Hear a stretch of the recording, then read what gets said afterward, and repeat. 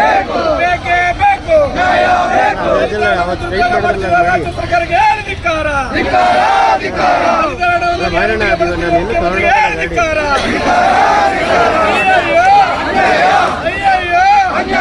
ರಕ್ತವನ್ನ ಚೆಲ್ಲುತ್ತೇವೆ, ರಕ್ತವನ್ನ ಚೆಲ್ಲುತ್ತೇವೆ.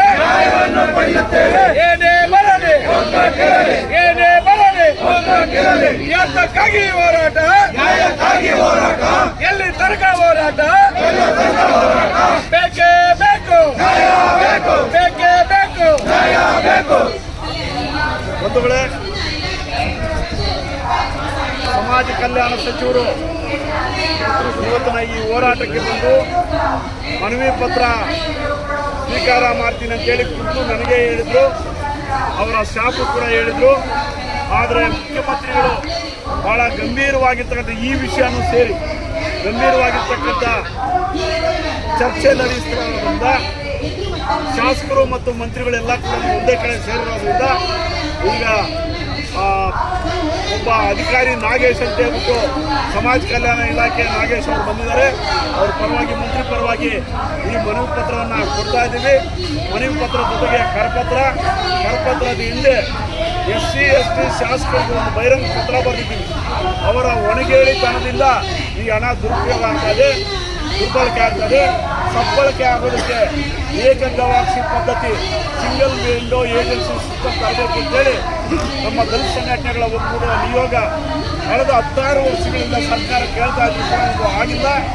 ಈಗ single window system ತಂದು ನಮ್ಮ ಹಣ ನಮಗೆ ಅದು ಬಳಕೆ ಆಗ್ತದೆ. ಗ್ಯಾರಂಟಿ ಯೋಜನೆಗಳಾಗಲಿ ಬೇರೆ ಸಾಮಾನ್ಯ ಯೋಜನೆಗಳಾಗಲಿ ಅದು ಬಳಕೆ ಆದರೆ ಅವರೇ ರೂಪಿಸಿರ್ತಕ್ಕಂಥ ಕಾನೂನು ಕಾಯ್ದೆಗೆ ವಿರುದ್ಧ.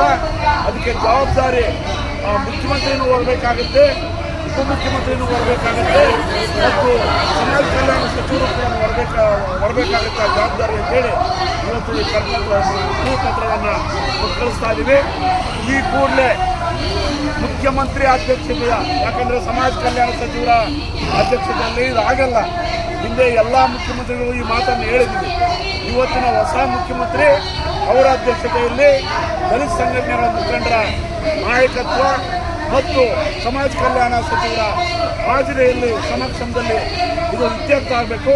ಹೀಗಾಗಿ ಈ ಒಂದು ಡಿಮ್ಯಾಂಡನ್ನು ಇಟ್ಟು ನಾವು ಈ ಮನವಿ ಪತ್ರವನ್ನು ಕೊಡ್ತಾ ಇದ್ದೀವಿ. ನಾವು ಗಡುವು ಕೊಡ್ತಾ ಇದ್ದೀವಿ.